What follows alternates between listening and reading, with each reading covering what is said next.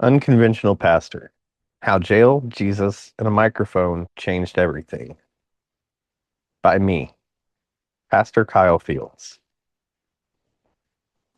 Chapter 1: Where I Am Now. If somebody told me even 5 years ago that I'd be a pastor leading a virtual church, reaching people from jail cells to living rooms, from believers to skeptics, I would have laughed. Not because I didn't believe in God, but because I didn't believe He'd ever use someone like me. I don't wear a collar. I don't stand behind a pulpit on Sunday mornings. I don't ask for offerings, and I've never once handed out a prosperity prophecy. I curse sometimes. I cry a lot. And I speak with the kind of honesty that most church folks would call disrespectful to the cloth. But you know what? That's why God called me.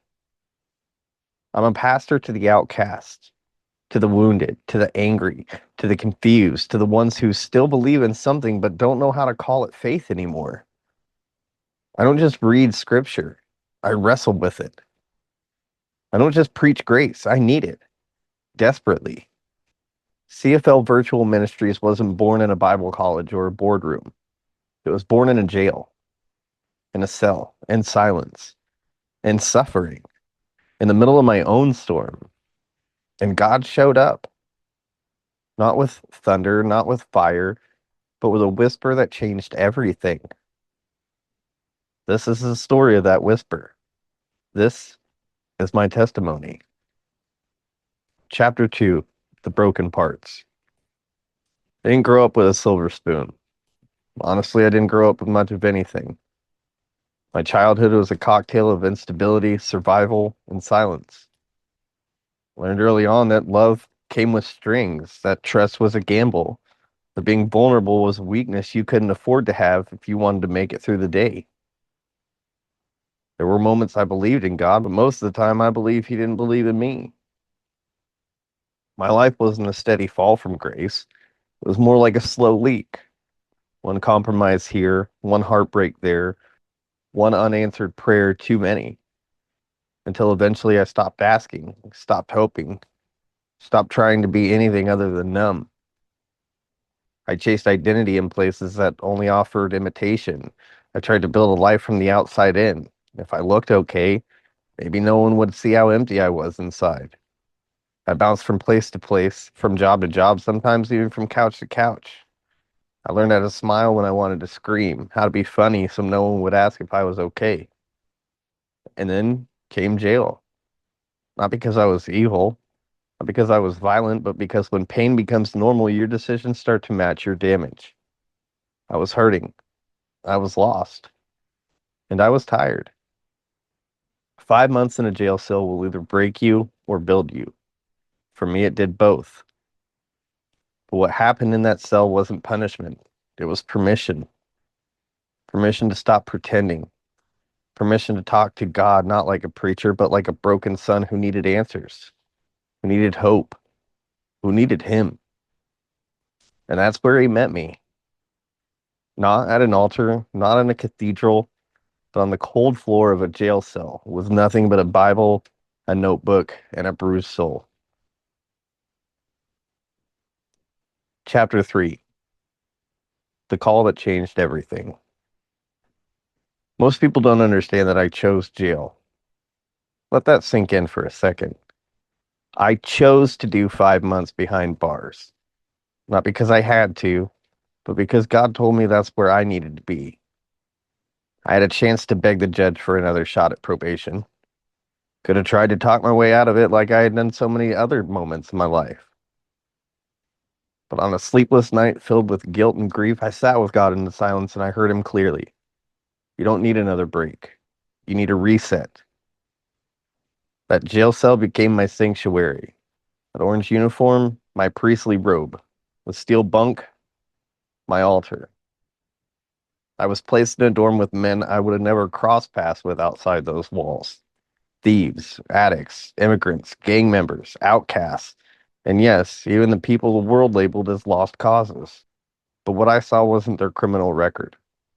What I saw was me and every broken soul. I saw a mirror of who I used to be and a glimpse of who I could become.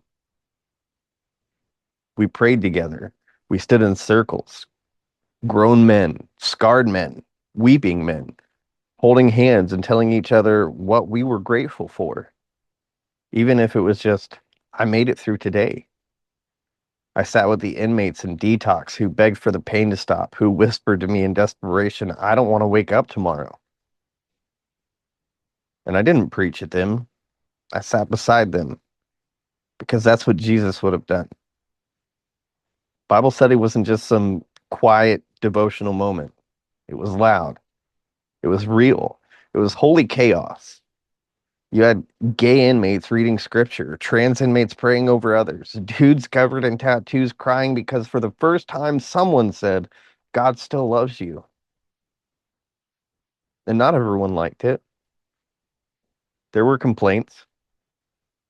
Some didn't like that I was allowed to lead those studies.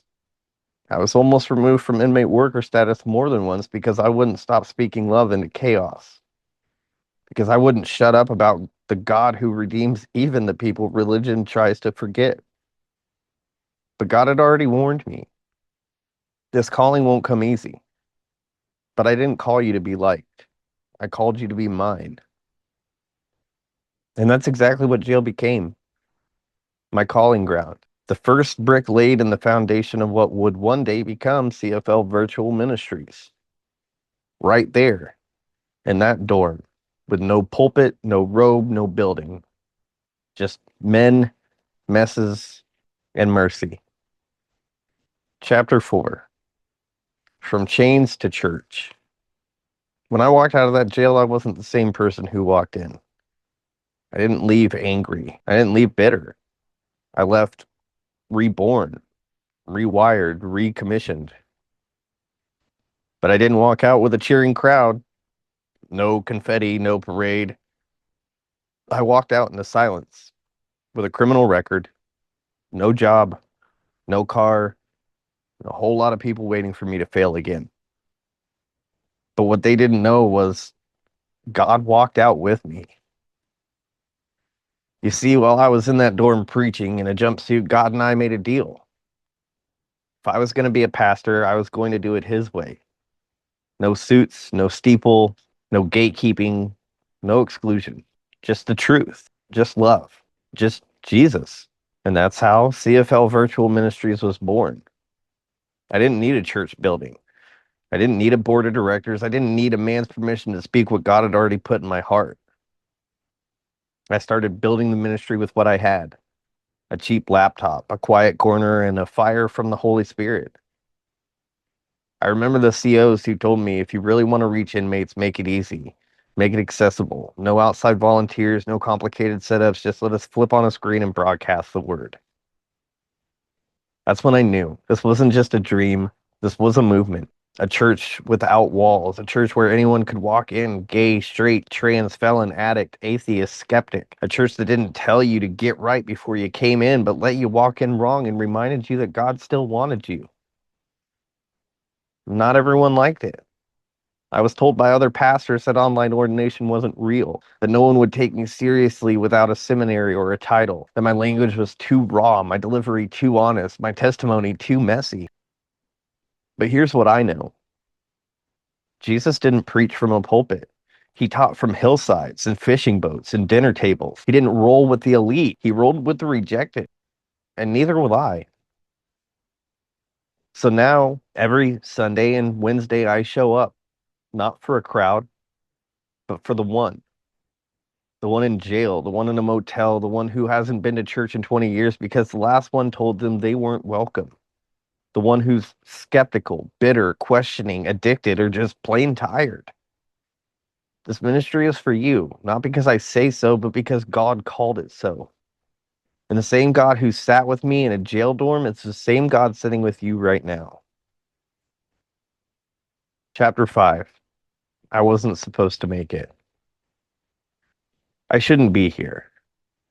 And I don't say that dramatically. I mean that in the rawest, most brutally human way possible. By every statistical measure, I should be dead. or still strung out or locked up for good. But I'm not. And that's a story worth telling. Let's start at a part most pastors won't say into a mic. I was addicted to cocaine. It wasn't glamorous. It wasn't a party. It wasn't just a phase. It was survival. Or at least that's what I told myself. A line here, a bump there, until it became the thing I needed just to feel like I could exist in my own body. It stole time. It stole sleep. It stole peace. But worst of all, it stole me. I lost myself in it. The version of Kyle that had used to dream, used to laugh, used to feel, he disappeared. And all that was left was a heartbeat and a habit. And when the drugs weren't doing the talking, the schizophrenia was. Some nights I would lay in the dark and argue with voices that didn't belong to me. I couldn't always tell what was real and what wasn't. Paranoia, delusions, hallucinations that made me question my own existence. Some days I felt like my brain was a war zone. Some nights I just wanted the war to end. And I would have been okay with dying. And that's the part that nobody talks about in testimony videos. That there are moments where the darkness doesn't feel like the enemy. It feels like relief. I remember one night shaking, sweating, heart racing, thinking this would be a good time to just not wake up. I was so tired. Tired of surviving, tired of pretending, tired of failing. But God wasn't tired of me. Even when I gave up on myself, He didn't. Even when I burned bridges, overdrew bank accounts, pushed people away, lied, relapsed, and lost everything, He didn't walk out. I tried to medicate what only grace could heal. I tried to end what mercy was still writing. I wasn't supposed to make it, but somehow, by the grace of a patient, relentless, wildly loving God, I did. And if you're reading this right now thinking, I won't make it either, I need you to hear me. You don't have to earn your survival. You don't have to breathe long enough to see what God's still building. And He is building, even in the mess, even in the relapse, even when the pills call louder than the prayer ever has. Even when you don't believe He's real, He still believes in you. Chapter 6. The night I almost didn't make it out alive. There's a part in my story I haven't told yet. A part I've danced around in sermons, skinned over in interviews, dodged in conversations. Because this part isn't pretty. It's not wrapped up in a miracle. There's no bright light, no booming voice from the heavens. There was just darkness and silence in a moment I didn't think I'd come back from. The cocaine wasn't the problem. It was the escape. People always want to make the drugs the story. They think addiction is about the substance, but for me, it was about the silence. It was about escaping the voices, the pain, the guilt, the thoughts I couldn't shut off. I didn't do coke to get high. I did coke to feel something other than myself. And then I did it to feel nothing at all. Because when you're wrestling with schizophrenia, your own brain becomes the enemy. When sleep turns into war and daylight brings paranoia, you start looking for anything that numbs the noise. I wasn't just addicted to coke, I was addicted to the absence of me. And it worked until it didn't. Because that's the lie addiction tells you. First, it promises you peace, then it steals your soul. And on a night I'll never forget, it almost stole my life. The night I almost didn't make it. I don't remember the full sequence, just flashes. A bathroom floor, a rolled up bill, the feeling of my heart trying to outrun my body. I remember looking at myself in the mirror. I didn't see a person. I saw a ghost, pale, sunken, gone. And for the first time, I didn't care if I died. In fact, part of me hoped I would, because the pain of living like this felt heavier than the fear of death.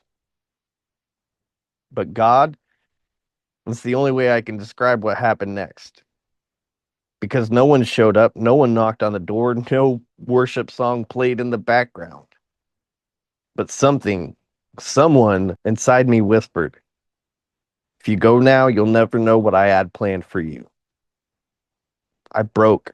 I fell to my knees and sobbed, not because I felt forgiven, not because I felt holy, because I felt.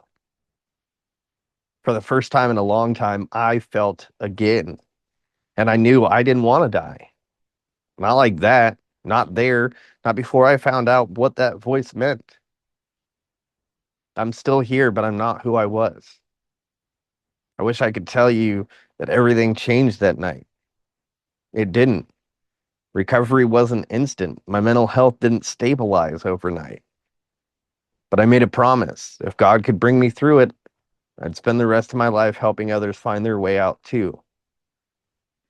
To anyone standing in the dark right now, maybe you're there right now. Maybe the addiction's got you. Maybe your own thoughts won't leave you alone. Maybe your mental health is a weight you can't carry one more day. Hear me. You are not alone. You are not broken beyond repair, and you don't have to die to finally find peace. There is a way out. Maybe not through religion, maybe not through Sunday service, but through Jesus, the real one, the one who sat with the outcast and rescued misfits and stood in the storm with the mentally tormented. You're not too far gone. You never were. God didn't save me because I was strong. He saved me because I finally surrendered. And if you're ready, he'll do the same for you.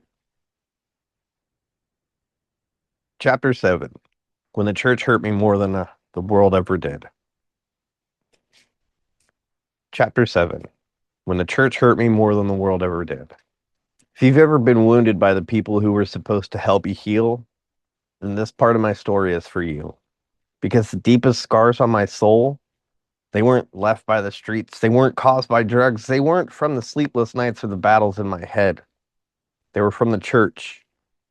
Before you clutch your pearls or start scrolling, let me be clear. I still believe in Jesus. But for a long time, I stopped believing in the church. Church trauma is real. If you've ever been wounded by the church, if religion left you more broken than healed, then you're not alone. Because my deepest church trauma didn't come from strangers. It came from people I trusted, people I grew up learning from, people I thought would show me grace. I was 18 years old, homeless, desperate. I had nowhere to turn, no one left to call. So I walked 10 miles on foot to the church I had grown up in. I'd gone to vacation Bible school there, sang in the youth group, sat in pews for years. I could name every single person in that building. But the moment I needed help, I wasn't family anymore. See, my mom had lied, told them I had threatened her life. That wasn't true, but it was enough to shut every door I tried to walk through. I sat in that church office hoping for compassion, hoping for something, anything. Instead, the deacon looked at me and said, "Your calls for help are falling on deaf ears, son." And the pastor, arms crossed, emotionless, said, "Kyle, you're not technically a member of this church family. You were never baptized here. We can't use our emergency resources for you." Not baptized at their church? Then I wasn't worth saving. And just like that, the place I thought would be a lifeline became a door locked. That moment shattered me. And in 2008, I walked away, not just from the building, not just from religion, but from the idea that a church would ever have a place for someone like me. I didn't fit the mold. I've always been different. I cuss more than a pastor's supposed to. I'm tatted. I've done time. I struggle with addiction. I've got schizophrenia, and I didn't walk into a church with a press suit and a perfect past. I walked in looking for Jesus, but I got judgment instead. See, the world expected me to mess up, but the church, they expected me to be fixed the second I walked through the doors. No questions, no process, no mess allowed. And when I wasn't perfect, they didn't offer grace. They offered silence, or worse, shame. But God never left. You know who never once made me feel like I had to clean myself up first? Jesus. He wasn't scared of my mess. He met me in jail. He sat with me in my addiction. He spoke to me in the middle of psychosis when I didn't even know what was real anymore. And he whispered, "They may have hurt you in my name, but they never represented me." To anyone who's been hurt by the church, If you were told you were too broken, too queer, too addicted, too poor, too loud, too complicated, I'm sorry. That wasn't God. That was religion. If you've been kicked out, locked out, shouted down, or walked away because the pain was too much, I see you. You don't need a pulpit to prove your worth. You don't need to be fixed to be loved. You just need Jesus, the real one, the table flipping, outcast sitting, grace giving, truth speaking, wounded healer kind of Jesus. Chapter 8, Bible Study in Chains. How Jail Gave Me a Congregation. If someone had told me the place where I'd finally step into my calling would be the inside of a jail, I would have laughed in their face. But God's plans don't need our approval. They just need our surrender. And when I walked into that jail as an inmate with a number, I wasn't walking in as a pastor. I was walking in as a man who had reached rock bottom again. But this time something was different, because this time I didn't beg for a way out. I didn't ask for leniency. I asked for clarity. And God gave it to me. Not through a miracle, not through a guard, but through a group of misfits, addicts, gang members, and forgotten souls. My first congregation.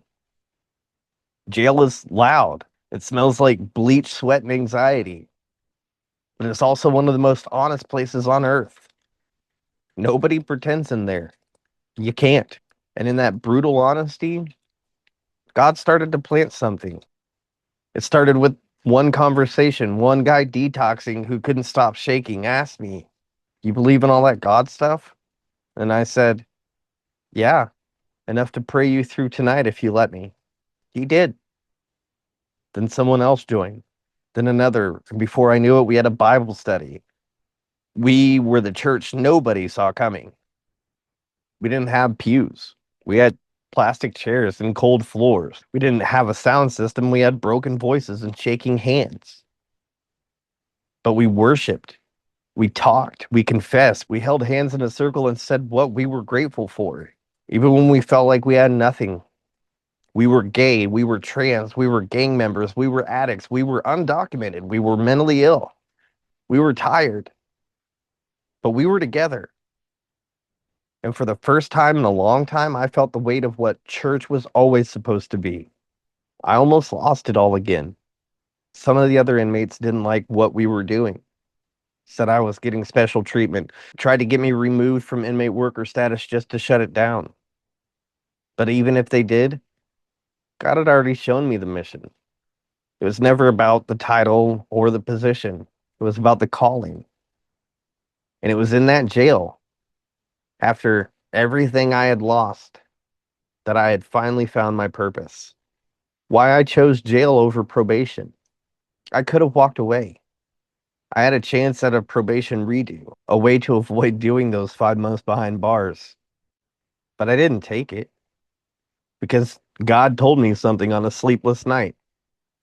You can't build a future if you never take time to rebuild yourself. I needed to be in that jail. I needed to see what he was capable of when I got out of the way. I needed to meet those men. I needed to be broken so he could rebuild me in the right way. And that's where CFL Ministries was born. Not in a boardroom, not in a seminary, but in a concrete dorm under fluorescent lights with men who had been thrown away by the world. We built a church without walls, and I've been doing it ever since. To anyone who's ever felt too broken to be used, if God can turn jail into a sanctuary, if he can use an inmate to preach to other inmates, then he can use you too. I'm not special. I'm not perfect. I'm not cleaned up, but I'm called. And if you ever felt like the world threw you away, know that God still sees you. He's still calling you, and he still wants you. You don't need a pulpit. You don't need a platform. You just need a heart that's willing to say, "God, I'm yours," even here. Because here, right where you are, might be exactly where your ministry begins. Chapter 9, The day I finally felt free. There's a moment after healing that nobody talks about. The moment where you look around and realize, wait, I'm not surviving anymore. I'm living. It doesn't come with fireworks. It's not always loud. Sometimes it shows up as a quiet breath on your front porch. Sometimes it's waking up and realizing the voice in your head is finally your own. Sometimes it's opening your Bible and not feeling like a fraud. That moment came for me on a regular Tuesday. The first laugh that wasn't forced. I was outside, just me, a notebook, and the Florida sun when something happened. I laughed. Not one of those polite, I should be grateful kind of chuckles. A real, loud, ugly snort belly laugh. And I stopped because it startled me. That laugh had weight behind it. Years of grief, years of holding it together, years of addiction and diagnosis and religion and rejection. But that laugh, it was mine. For the first time in forever, I wasn't waiting for the next breakdown. I wasn't looking over my shoulder for a relapse or a church person trying to fix me. I was just Kyle, free, forgiven, found. The chains didn't break all at once, but they broke. Freedom didn't come because the world let up. It came because I stopped letting the world define me. I stopped letting the church decide if I was worthy. I stopped letting mental illness tell me I was broken. I stopped letting my past preach louder than my calling. And somewhere in the stillness of that Florida air, I realized I was walking in the life that God always meant for me.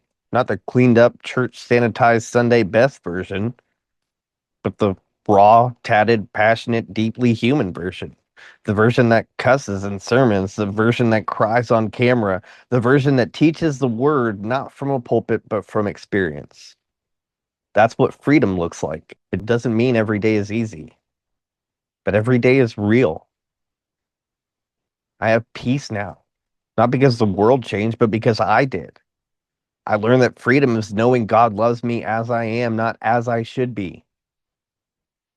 And that freedom, it's available to anyone who wants it. Yes, even you. To whoever is still waiting on that moment, maybe you haven't laughed yet. Maybe you're still clawing through recovery. Maybe you're sitting in a jail bunk wondering if there's more. There is. There is a life where you aren't just surviving. There's a moment, maybe soon, maybe tomorrow, where peace sneaks in and stays a little longer than before. Hold on. Your laugh is coming. And when it does, you'll know what I mean. Chapter 10. Why I'll never be a fluff pastor. I'm not telling you all this for pity. I'm telling you because someone out there is just like me. Someone with scars so deep the world stopped noticing. Someone who's been told they're too far gone, too complicated, too broken. Someone who doesn't trust church, but feels that ache in their chest that maybe, just maybe, God is still real. That's who I'm talking to. Because I've been there. I've slept on concrete. I've fought the weight of addiction and the silence of schizophrenia. And I've asked God why he would create me just to feel like a mistake. I've walked into churches that shut the door on me and still came back. So no, I'm not here to put on a show. I'm not here to water myself down. I'm not here to preach easy sermons with sugar on top and a 3-point plan to fix your life. I'm here to fight. If one person listens and says, he gets it, he sees me, then every part of my story, every ounce of pain was worth it. Why 1 John 4:8 means so much to me. Whoever does not love does not know God, because God is love. That's not a bumper sticker. That's the verse that pulled me out of my grave. See, religion told me God was rules, God was punishment, God was holiness I'd never live up to. But when I met Jesus, the real Jesus, he didn't throw a rule book at me. He just said, come here. I love you. Sit with me a while. That's who God is. Love, unfiltered, undiluted, unconditional. Why I follow Jesus into the outcast places. Jesus didn't post up in temples waiting for people to get it together. He went into the margin. He touched lepers. He dined with the scandalized. He sat in the mess. And if my life is going to mean anything, then that's where I have to go too. To the people no one else sees, to the people who think they'll never belong, to the ones who can't imagine God would ever pick them. He did. And he still does. Why I'll never preach fluff. Fluff won't save your life.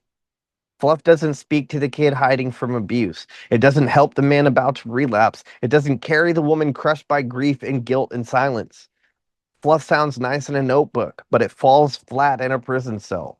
It vanishes when the diagnosis hits. It crumbles when your world breaks in two. But truth survives all that. And the truth is, you are loved. You are seen. You are not too far gone. Not now, not ever. My promise to you, if you're here reading this, watching this, sharing this, I want you to know I'll never stop fighting for you. Not because I'm perfect, but because God fought for me. And if he did it for me, he'll do it for you. So I'll keep preaching. I'll keep telling the ugly parts. I'll keep writing sermons that sound more like recovery meetings than revivals. Because this world doesn't need another pastor pretending to have it all together. It needs someone willing to stand in the dark and hold the light. And until my last breath, I'll be that someone. Not because I chose this calling, but because this calling chose me. And whoever needed this, I'm glad you're here. Welcome home.